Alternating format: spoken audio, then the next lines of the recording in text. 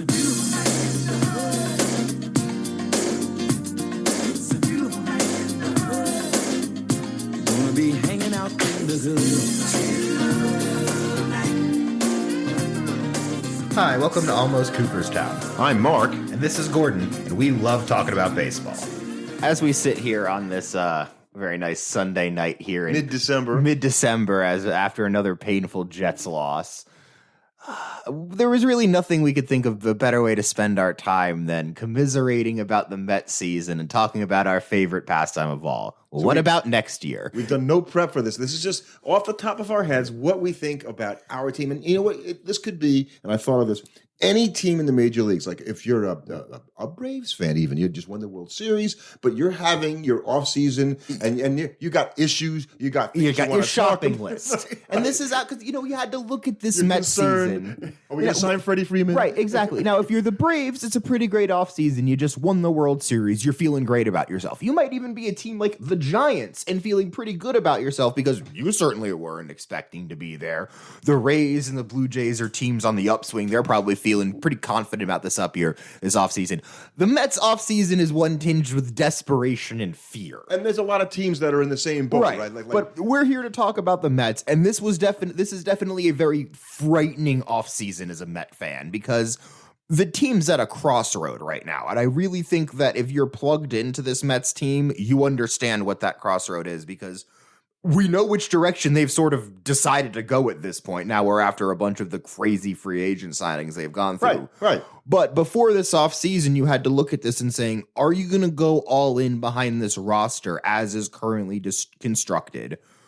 Or considering there was a lot of money off the books, aside from Lindor and the amount DeGrom is getting underpaid, do you go and you try and retool and reload and maybe potentially end up wasting the last couple of years of Jacob DeGrom's career? And there's a clear answer. In fact, there's a couple of answers here if you really look, right? Because the reason they signed Scherzer is because they think DeGrom's fine. Right. Okay, so there's just no DeGrom right now. Anything can happen, whatnot, but the Mets absolutely have information. Jake thinks he's going to be good. The Mets think he's going to be good because there's no way they go out and spend $43 million a year on Scherzer if they don't think Jake DeGrom is 100%. Met fans, we're going to say it because this is the year. Yeah, right. You have to.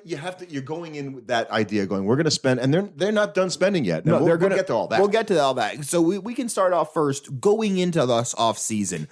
Looking back at the Mets season, there were a couple things that you needed to address, both offensively and defensively, because despite what looked like on paper should have been a top 5 offense in the major leagues. And coming off a strong 2020 second half of the season. There was nothing suggesting that they should have been as bad as they were this year. And make no mistake about it, they were bad this year.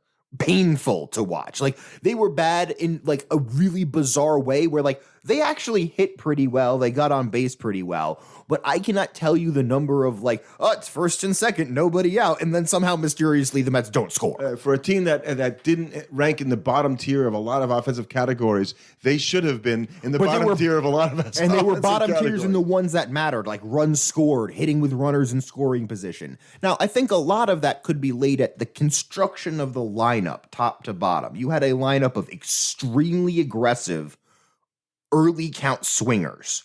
And you did not have a lot of guys that drew a lot of walks in that lineup. Not a lot of high OBA guys. Yeah, you had Brandon Nimmo, who actually had another best OBA guy. OBA guy, but outside of that, it was not great. And then when those guys collectively in a lineup aren't hot and they're all early swinging, there would be a lot of games where like you would get up, go to the bathroom, and miss the Mets half inning of offense because they would just be like 1, 2, 3 guys could go super deep into games because people would just have to throw 10 pitches and get out of an inning against them because Mets hitters would put themselves into a bad hole.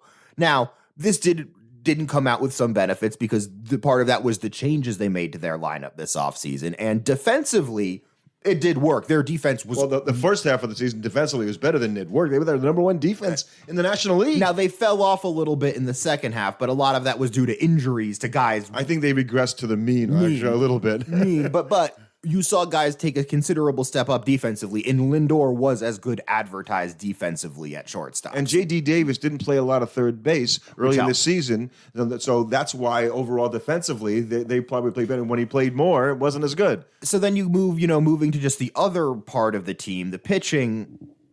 DeGrom was DeGrom for the period of time he pitched this year. He wasn't even DeGrom. He was somebody else. Right? That was otherworldly.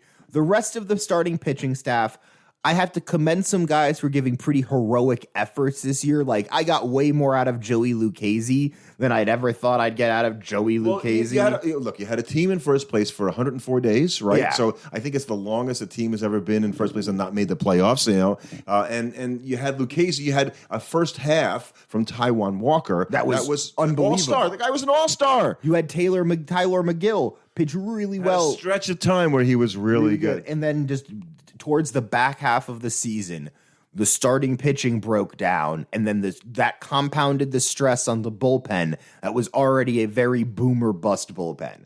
One of the big issues for the Met bullpen this year is that between Familia and we talked about this. we talked about this a lot. Familia, Castro, and Edwin Diaz. You have three guys that have trouble throwing a strike when they really need to. That are primary bullpen guys. And not so much is that you didn't know, like there was no. They don't know where it's going. No, sometimes they would come out and you could have Castro, Familia, Diaz go, and there would be 3 electric innings where literally no team on Best earth bullpen in the major leagues. Nobody could have gotten a hit off them. And then there would be innings where you wouldn't have gotten to Familia or Diaz because Castro just literally couldn't get the ball into the strike In fact, zone. the three of them could pitch in the same inning, and they could be up 5 runs, and you think this lead isn't safe. Mm-hmm. Even Trevor May was like that to a point. Seth Lugo regressed. He was not the same dominant reliever he was in 2019 or 2020. So the bullpen, now I think a lot of that was because the bullpen was asked to carry way too much this year. There were a lot of starts, especially early in the season, where the Mets got like 2-3 innings pitched from their starter. It felt like once a week, Jake would go like 7-8 innings pitched, and then the Mets wouldn't have another starter for 5 days. So I think, except for Stroman. I mean, Stroman was good there all season long. Stroman was good all season long. To him. The Mets will miss him in Chicago. That ship sailed. That ship has sailed. So we can now say that the Mets really had to look at a couple things. One, they need to look at shoring up both their bullpen and their starting pitching, because currently constructed, even if you look at a guy like Syndergaard coming back after his injury before, obviously he's signed elsewhere, there wasn't enough pitching, especially coming up through the organization. Right, but we always felt they needed 2 starters. Two top so if they were going to resign Syndergaard and Stroman and DeGrom, they still needed another pitcher. We still wanted them to go out. So they got the other pitcher. They went out and got the other pitcher. Do that. They went out and got Max Scherzer. And you now have the best 1-2 pitching combination in baseball. I don't think anybody out there, as long as those 2 guys are healthy, I don't think there's a And that's why the Mets did this, obviously, from the standpoint of, okay, if you get to the playoffs, you've got a 7-game series or even less. You've got 4 games pitched by these 2 guys at least. And if you've got that, you've got a pretty good chance of winning. Got a chance. Yeah, you got a very good chance. And you should also be thinking pretty much it's going to be hard for you to have anything more than a 3 or a 4 game losing stretch during your season, because the chance of Scherzer and DeGrom losing back-to-back starts at any point in this season is going to be pretty low. At least we'd like to think. So, and the way the CBA is going to work out, likely to have a universal DH. I think that's a pretty safe bet. We don't know. We know that's one of the things on there. I have to think that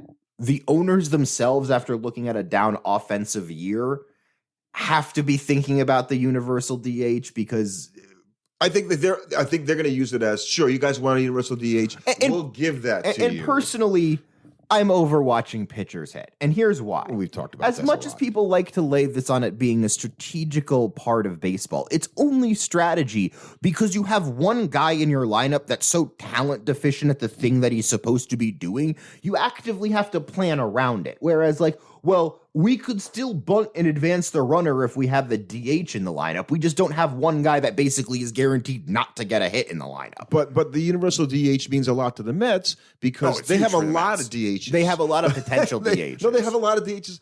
I would argue, as hard as he works, they have a DH who's there every day for his baseman.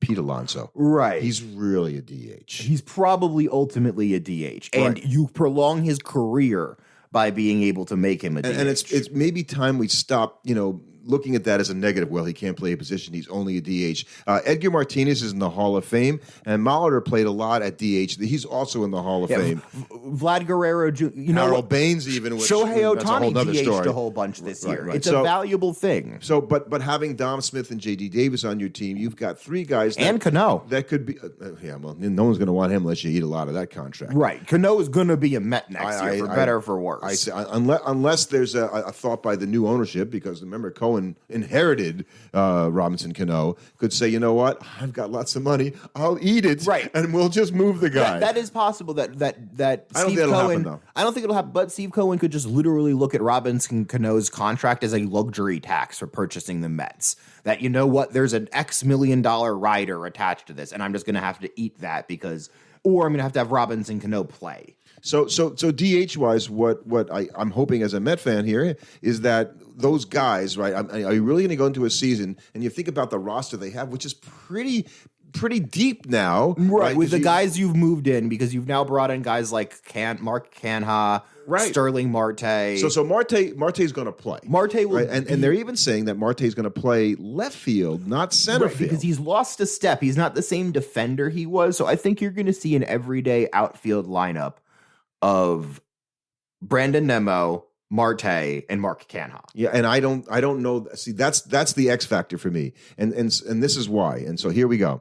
So that means to me, McNeil's going to play second base. Maybe Cano will split time with him over there. Right. You brought in Escobar. Did you bring him in as your everyday third baseman? Yes. Okay, so now you've got Escobar, Lindor. You've got Alonso at first. McNeil at short. McNeil at second. You've got your McCann out catcher. There. So now I feel like there's another deal here, and that's the whole Chris Bryant thing. If you bring Chris Bryant into this situation, that's one possibility. It doesn't make sense to sign to bring in the third baseman and then sign Chris Bryant, which is why I don't think they're going to do that. So going with that thought, okay, then I have another one to counter with. I don't know that you want Mark Canha to be your everyday player. So I've got a guy who could play right field for the Mets. We know him. He's played here before.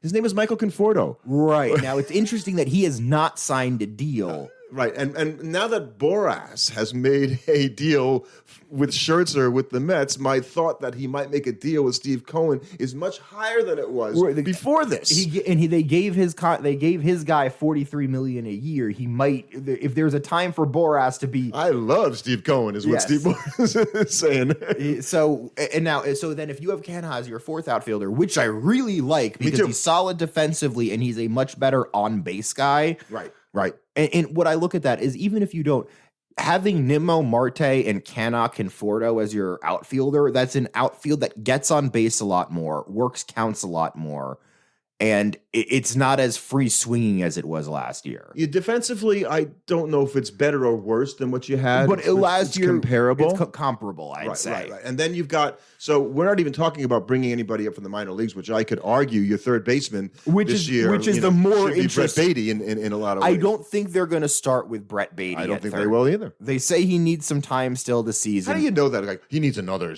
year of seasoning or something like just put the guy in. No, I'm pretty sure what that means is we would like to keep him in the minor league so that we can control his contract for a well, that's one of the reasons why there's a lockout right now. Right. Let's be straight. Because the players have realized, hey, wait a second. It's not great for me that a team holds me down for a couple of years so they can have me on my rookie contract until I'm 30. But when you talk about your roster, right, and the Mets haven't signed Villar back, so there's no guarantee he's going to be part of the team, or Pilar for that matter. I'd be surprised. Pilar has a better chance of coming back than Villar. So you've got your catchers. Nito's definitely going to be back. Nito will be your backup. They're not going to do anything with McCann to catcher. You've got your outfield you mentioned. You got Canha as a fourth outfielder. And McCann if you get a third outfielder. The thing is, you don't have one right now. The thing is, if you're the Mets, McCann is perfectly set up to be the bridge to Ronnie Mercurio. No, you're thinking of Alvarez, the catcher. Sorry. He's perfectly set up to be the bridge to Alvarez because Alvarez is, I think, 1920. We've got McCann under contract for 2 more years, which means by the time McCann's coming to the end of this deal, we should be ready to just bring up Alvarez and put him in. And catcher, look, it takes a while to understand what it takes to be a major league catcher, so you wouldn't look at it the same way you might a guy like a Beatty What at I third wouldn't base. be surprised, though, is to see Alvarez be a September call-up this season. Oh, I think that's a good point. Because then they'll bring him up, start getting, and then he'll be the backup catcher next year.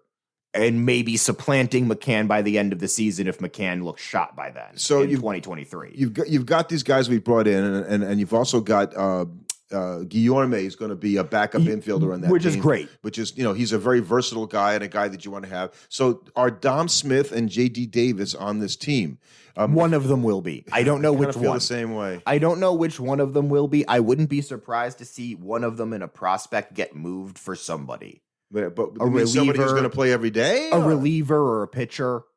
Yeah, well, I still think you need a pitcher too. We haven't even gotten to so right now. Let's look at your starting rotation. Yeah, we can look at you got DeGrom, Scherzer, right. You've got Taiwan Walker. You've got Carrasco, and then you've got probably Peterson. You've got McGill and Peterson, and you don't really have anybody else. You haven't signed Trevor Williams as a those guys guy. are probably you're gonna have. You didn't tender Gesellman. No, so you're gonna probably have McGill, Peterson, Joey Lucchesi. Is that a World Series team yet?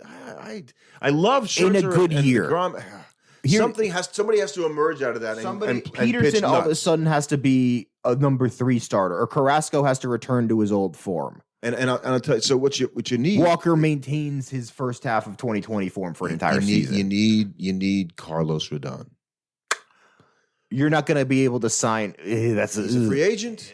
That's a lot. All it takes is money. We've Yeah. got a lot of it. You're a Met fan. See, Met fans have we have a hard time with this, right? We've never been the Yankees. Right? We never had so much money. It didn't matter how much we spent. Yeah, the idea that we'll just go out and sign 30. In our whole history, what would it be like to have this much money where you could just spend as much as it didn't really even matter? Because this was something we had to consider, because it would be like, the Wilpons can't afford that. I got the Yankee fans. I hope they don't hear this. It's kind of fun, actually. Oh God, it's great.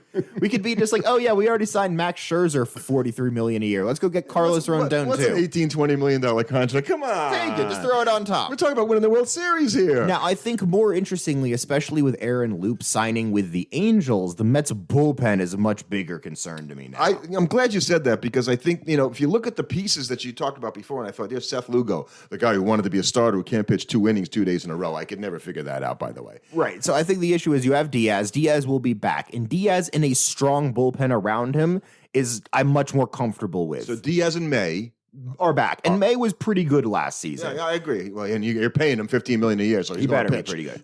Outside of that, they got nobody. Well, you yet. got Lugo. I think he's under contract. Lugo's under contract. But what I'm saying is, outside of May and Diaz, is there anybody in that bullpen that really makes you get excited? So Drew Smith doesn't do that for you. Not super. Not really.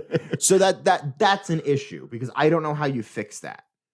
Yeah, I think they have more pieces, that they need to get in order to make this. There's maybe but I don't know if it's a big deal. Now, what I think, if I'm the Mets, if you're handling your pitcher situation, I try and solve my bullpen issues through free agency.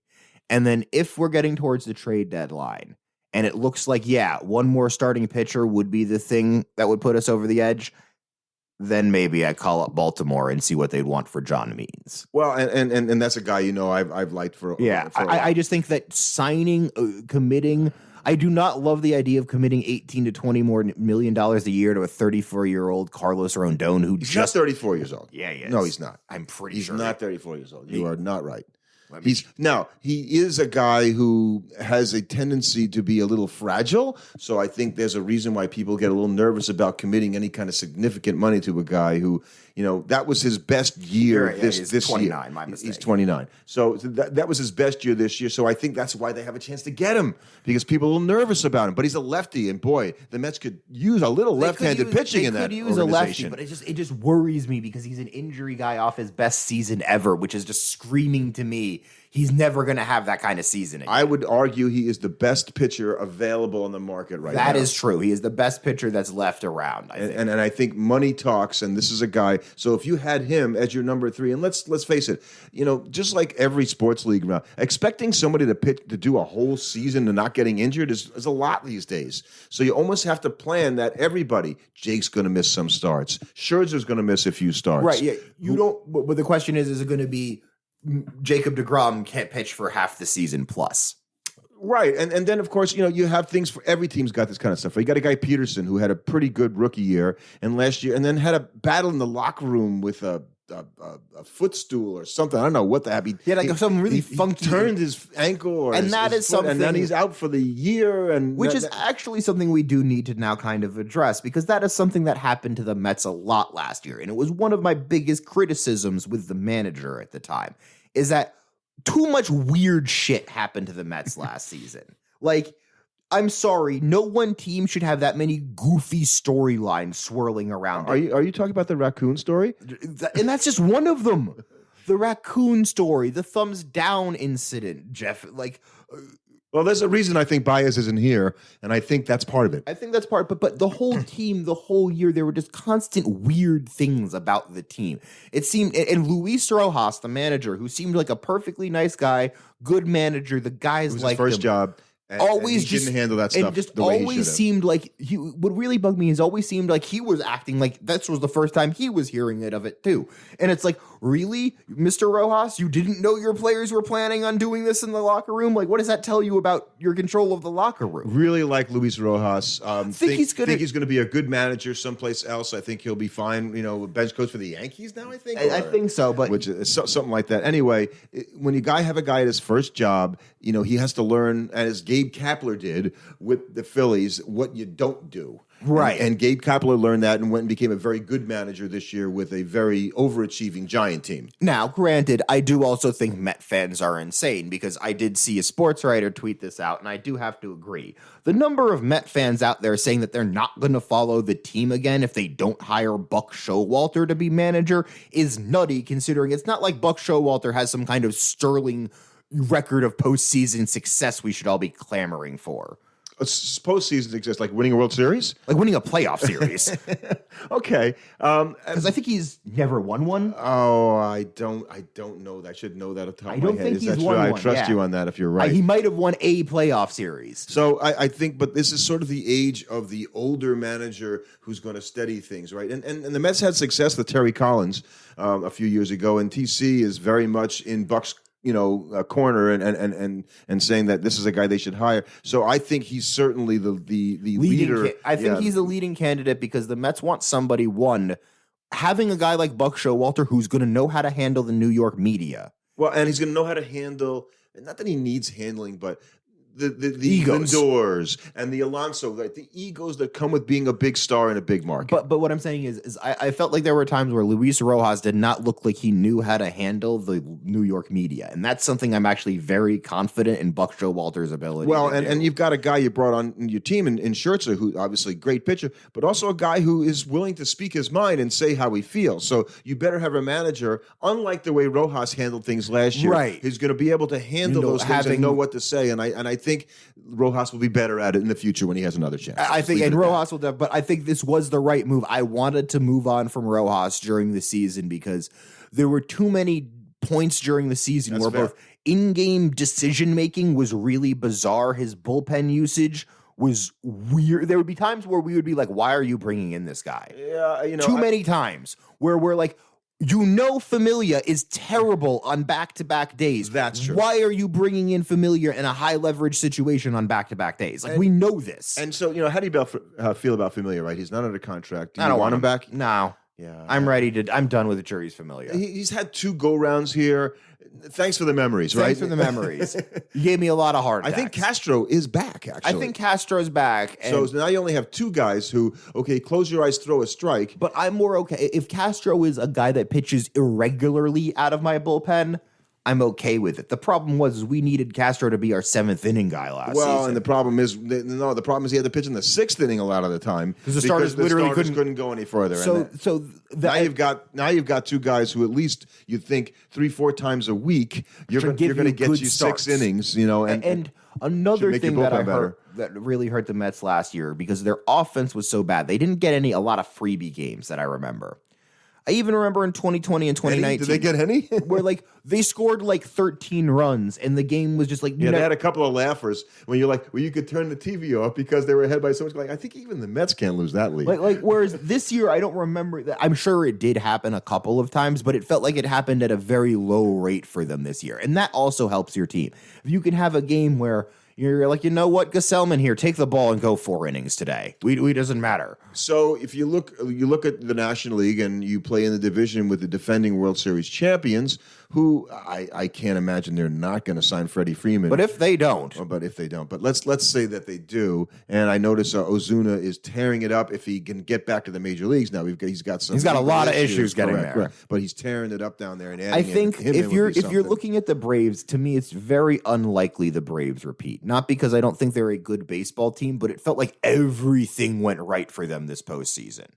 So are you suggesting that there's a universe in which for the Mets everything could go right? 100%. 100%. I don't know if I live in that world. Think about how every single like deadline move they made. Yeah, no, I get you. Perfect. So I think you have to. What I'm saying is that does not look like a team that's so good that they're the Dodgers of 2020 going into 2021, where we all had a pretty reasonable expectation that at the very worst, the Dodgers would be in the NLCS. I don't necessarily know the Braves will definitely be in the NLCS next year. So we're trying to make a case and here. Not just because of the Mets. That what the Mets did here is enough that they can begin to look and say, you know what, we're good enough to make a World Series because we don't want to waste the best years of Jake's life. Now, and Scherzer for that. The problem is you are in a dogfight of a division. True. Because you have 3 outstanding teams in your division. You've got not the Washington Nationals, the Philadelphia Phillies, the Atlanta Braves, and the New York Phillies. Mets. You're right about the Phillies. I keep wanting to knock the Phillies. Right. And the Phillies are a team if they literally do not have a historically bad bullpen, and you can't lay that on the manager. He's pretty good manager. So you have to think it's hard they've been historically bad 2 years in a row.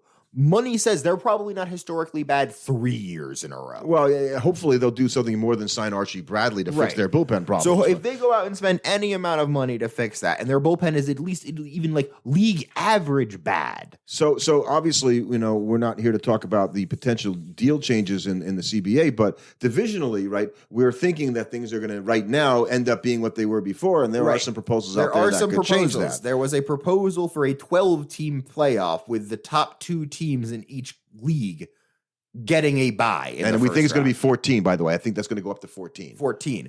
And then the other aspect of this is that the divisions in each league would be reduced to 2. That's what the players suggested. That's what the players Going suggested. back to the way it used to be. Now, I don't know if that's necessarily the case, but the number of teams expanding in the postseason only benefits a team like the Mets. Right. And the more chances to get into the postseason for the Mets, the better. But it puts a premium on, I think, if they were to go that way, and I don't know that they will, that winning or finishing first in your division getting a bye is going to give you a bye or some ridiculous advantage. It should get you a bye, series, right? but if especially if it gives you a bye into what would be essentially the divisional round, and if you have 14 teams of the 2 teams that are playing, now you're playing 12 down. Yeah, that makes sense. 12 down to 6, and then there's 8. 12 down to 8. So you basically get to skip an entire round which would be big. Yeah. So I think if you look at the Mets the way they are, that's why I said with what they've got right now, I don't think they're any kind of a favorite. They would be a dark horse to make the playoffs at best. They would be a right now in the NL as it is. If there's 12 to 14 teams in the playoff, I'd have them as a favorite to make the playoffs just because of the number of teams getting into the playoffs. If they don't make any more deals right now. If they don't make any more deals, yes. I think there's a lot of fragility there. There's a lot of fragility. Yeah, because you've got 2 30-plus pitchers, one coming off an injury and the other who's 36, 37. It's just hard for me to keep expecting Scherzer to come out there and have 30 starts. Oh, that's totally reasonable. But I'm also looking at it from the perspective of there's only so much more I can add to this team. And if I'm telling myself I'm still 2 to 3 relievers, a starting pitcher, a starting right fielder, maybe some better backups away from being a World Series contender, then they're not going to be a World Series contender. And here's what every team needs, not just the Mets, right? Every team's like that. Somebody on that rotation that you're not counting on has got to outperform what you expect. So what I look at the Mets, Carrasco comes back and all of a sudden looks like he used to. Which is why I look at the Mets right now as a playoff contending team for sure. They are one that I would have as a favorite to make the playoffs, and they are a dark horse candidate for the World Series because the dark horse aspect comes from everything kind of coming together and working right for them. Yeah, I think they need more. I think they need another hitter, and I think they need another pitcher, and I think it's going to cost them something like $40 million more to do that, maybe 50. It's one of the kids. You bring up a kid. You bring up Brett Beatty this year. because he's tearing the cover off the ball to start the year. You bring him He had up a in ridiculous Arizona Fall League, too, Right. by the way. You bring him up in May, and then he's your everyday third baseman. I love that idea, and I don't know how often people think about the energy of bringing in a young player who can contribute at the major league level. And by the way, there's no guarantee that he would, but let's say that he does. When it happens, when you have a Yasiel Puig come in all of a sudden and inject life into your franchise. Who's now playing in the KBO. Yeah, but the point is, and as a Met fan, right, and all I got to do is say two words and think about lightning in a bottle to help you drive to a playoff, and that's 1988 and Greg Jeffries, right? So Greg Jeffries came in August and looked like he was going to be the best player in the major leagues, and the Mets made the playoffs. They didn't make the World Series, and he never had the follow-up. But you're looking for that kind of energy created by a player you're bringing in. There are who's young. guys they could bring up this year more on the offensive side of the ball than pitching-wise, so there's a pitcher or two that are floating around. Yeah, JT Ginn, I think. Yeah, there's a couple guys, but there's no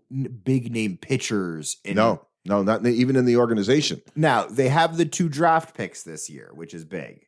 But drafting pitchers, those are 3 years away minimum I feel the same way. from being an impact player. So the question is do you trade? Now, that's the thing. I think that's why a guy like J.D. Davis or a guy like Dom Smith could be on the move, because to a DH-hungry team, they might be willing to give up a young pitcher or two for a guy like that.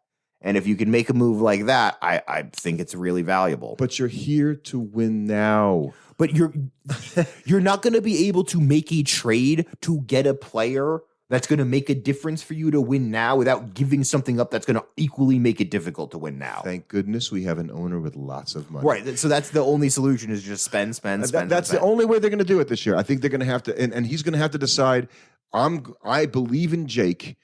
It really has to be, I believe in Jake. I want Jake to have this chance. I'm going to spend my, go out, get Carlos whatever Rodon, go get 2 or 3 relievers. Right. If it's sign not Chris Michael Bryant, it's Conforto. Michael Conforto, whatever it is, right. I think it's at least 2 guys, and you're probably right. They need a third guy and another relief pitcher. Doesn't mean it's Brad Hand, by the way, who they can sign, fine, but that is not the answer to your bullpen issues. You need a bullpen. Right. So there's more to be done yet. There's a lot to be done.